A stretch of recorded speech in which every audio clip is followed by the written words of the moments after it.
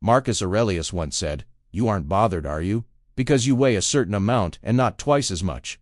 So why get worked up that you've been given a certain lifespan and not more? Just as you are satisfied with your normal weight, so you should be with the time you've been given." This idea is perfectly captured in the story of Gaius, a prosperous olive grower in the hills outside Rome. Gaius wasn't known for his fine oil, but for his fine anxiety. He had 500 mature olive trees, yielding a harvest that filled his coffers twice over each season. Yet his days were consumed by a gnawing dissatisfaction. He watched the sun arc across the sky, marking each passing hour with a feeling of loss. "A short life," he would sigh to his foreman, Lucius, looking at the deep lines around his eyes, in the reflection of a polished bronze basin. "I have been granted 60 years, Lucius, yet my neighbor, Antonius, is expected to see 80. Why was my portion of years so meagerly measured? I haven't been given enough time to perfect my grove, to build the great villa I envision, or to see my grandsons truly grown." Lucius, a man whose hands knew the earth better than any merchant's scales, would listen patiently. The grower's lament wasn't about a lack of health, but a lack of more. It was an ache born not of illness, but of comparison, and a desire for an indefinite extension of his own lot. The joy of his thriving, vibrant years was completely overshadowed by the mere possibility of missing out on years he did not, and would never, possess. One evening, as they were surveying a new patch of land, Lucius stopped beside an ancient, sprawling olive tree. It was the oldest in the grove, its trunk gnarled and split, yet its branches were thick with the promise of a bountiful crop. "Gaius," Lucius said, pointing to a smaller, younger sapling that had been planted just a decade before. "Look at this young tree. It has the promise of 200 years of fruit.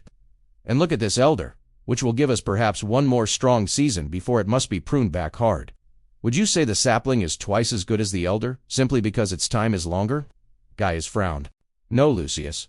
The oil from the old tree is richer, the very essence of our soil. Its roots hold the ground better against the storms, and its shade is deeper. It is better, not because of its number of years, but because of the substance it has produced in its time." Lucius nodded, tracing a finger over the deep bark. "Exactly. You do not worry that you are not twice the weight you are, do you? Your weight is what it is, and you are satisfied with your strength and stature as they stand. Why then do you let your mind suffer over the number of years, instead of cherishing the substance of the life that has been given to you? The length is only a measurement. The quality of the harvest you tend today is the true measure of your good fortune." Gaius looked from the sapling to the wise old tree, then to his own hands. His life, like the old tree, had depth, strength, and a rich, substantial yield.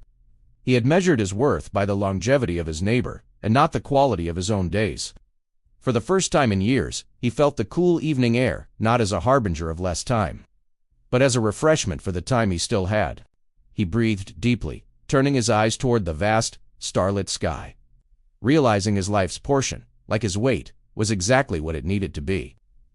This story illustrates the powerful idea that happiness and satisfaction come from accepting the limits of our own existence, rather than from obsessing over what we lack or what others possess. Gaius suffered not because his life was poor or short, but because he compared his granted lifespan to an arbitrary and possessed ideal more years, or the number of years granted to his neighbor. The analogy of the olive trees and his own body weight highlights the point perfectly. Just as he accepts his natural stature and the fixed strength of a mature tree, he should accept his allotted time.